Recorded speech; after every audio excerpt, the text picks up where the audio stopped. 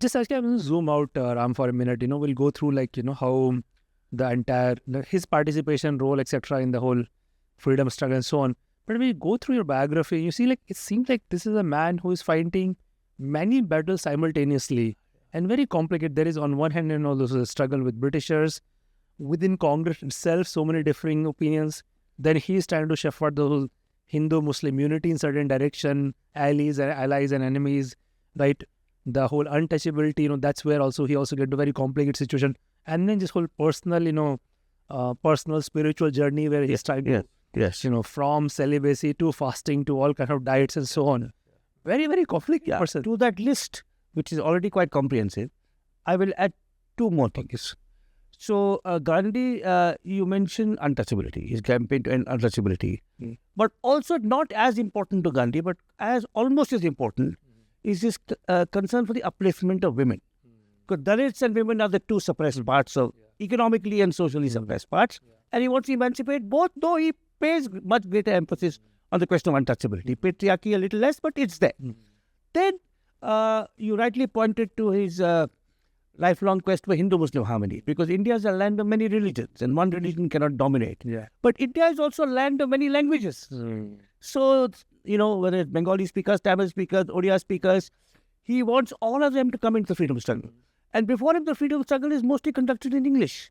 And then he urges nationalists to start newspapers in their own languages. So I think that's also, it is a completely, he is juggling many balls at the same time. So he's a freedom fighter, he's a social reformer, he's a prophet of religious harmony, and then, as you say, he's trying to perfect his own life, trying to live more simply, work with his hands, hence khadi, train a group of dedicated, selfless, committed volunteers through his ashram. Then he has the most, in some ways, the most strangest aspect of his life is his obsession with celibacy. And again, the chapter in my book is called The Strangest Experiment, where he tries to... And I think his son's also about this. I think his son's about it also. And again, he's writing about them. In English, in Gujarati, and in Hindi. So yes, I mean, it's a life. You see, the thing about Gandhi is that as a historian, I'm not a follower of Gandhi. I recognize his profound influence on the world, and I'm broadly, moderately sympathetic towards him. I'm not a devotee, or it's not a hagiography.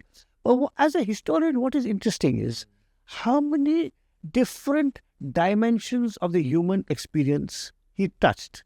How many people who had an impact in India and South Africa and in England? I mean, look at today, Trump, any famous leader, Modi, Trump, Sunak, Angela Merkel, really they only know their own country, they've only had an impact on their own country.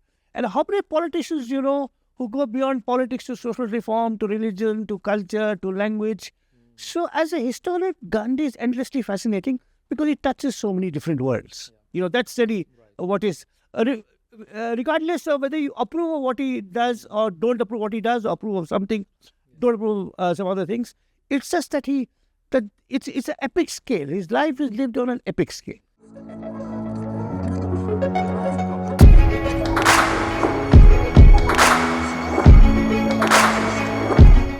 At Sparks, we aim to bring to you stories of exponential impact.